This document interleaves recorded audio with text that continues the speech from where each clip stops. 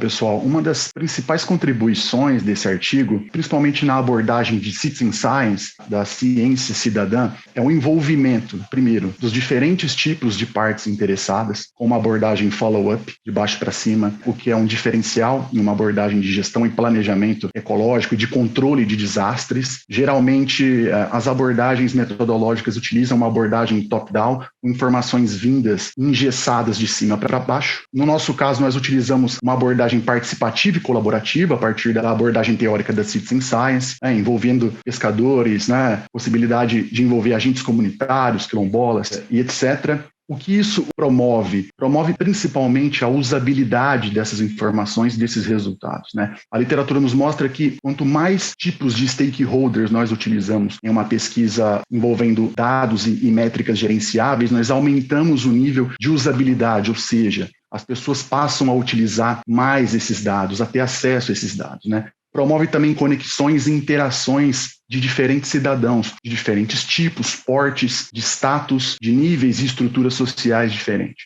Esse tipo de informação gerada, esse tipo de resultado, ele pode ser utilizado por grandes cientistas ao redor do mundo, mas também por tomadores de decisão no nível governamental, no nível local, regional, nacional e até supranacional. E eu acredito que nós vamos ainda desenvolver essa ferramenta muito mais, pensando na colaboração de pesquisadores de diferentes partes do mundo. Nós podemos ampliar a utilização e a gama de dados dessa ferramenta, que, ao meu ver, é uma ferramenta muito relevante na gestão ambiental e ecossistêmica contemporânea.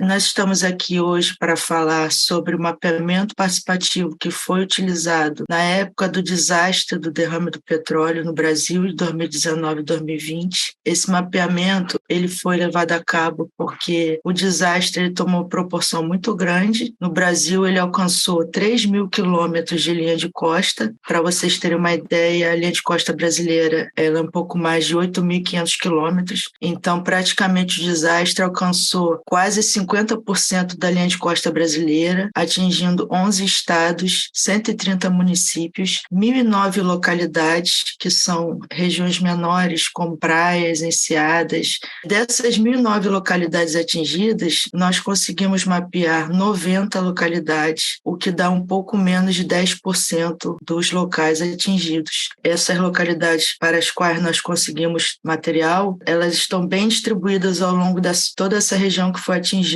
pelo desastre. Então, a gente considera que foi um bom registro fotográfico obtido pela equipe.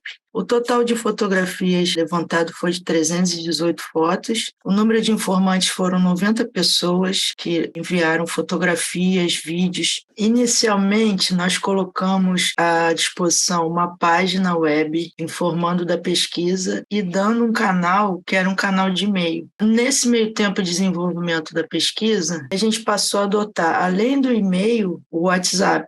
E a gente percebeu que chegou muito mais material pelo WhatsApp do que pelo e-mail. Quando nós pedimos para enviarem as fotos geolocalizadas, eles tinham que usar um outro programinha, que era um programinha que tinha que tirar as fotos já geolocalizadas e aí sim enviar pelo WhatsApp. Quem enviou as fotos, no caso, foram as pessoas que estavam mais acostumadas em utilizar computador, sistemas e tudo mais. Então, foram lideranças de colônia de pesca, técnicos de IBAMA, ICMBio, secretarias de meio ambiente. Enviando as fotos, aí nós da equipe, a gente colocava na plataforma online, que foi elaborada na época com o Google My Maps, e nesse mapa é que nós colocamos as fotos com os metadados delas. Cada uma das 90 localidades tem atribuído a elas os seus metadados. Quais são eles? Nome da localidade, por exemplo, Praia de Chimbal. A descrição dela, se é uma praia arenosa, etc. O local, a cidade e estado. A localização geográfica em coordenadas latitude e longitude. A data e o nome e e-mail do colaborador quando a pessoa quis se identificar. Qual é a importância desse tipo de pesquisa, desse tipo de mapeamento? A primeira importância foi conseguir cobrir uma região, uma área que foi afetada muito extensa e que demandaria muito recurso, muitas equipes para fazer cobertura de toda essa área. Além disso, foi possível, através desse mapeamento, verificar que as manchas de óleo que estavam chegando nas praias, elas não tinham o mesmo aspecto. Me explico. Elas não eram todas líquidas. Chegaram manchas de variados os tipos, tanto mancha líquida quanto mancha pelota, chamada, né, na tradução brasileira, mousse, e em diversas regiões brasileiras. Isso foi possível verificar com as fotografias.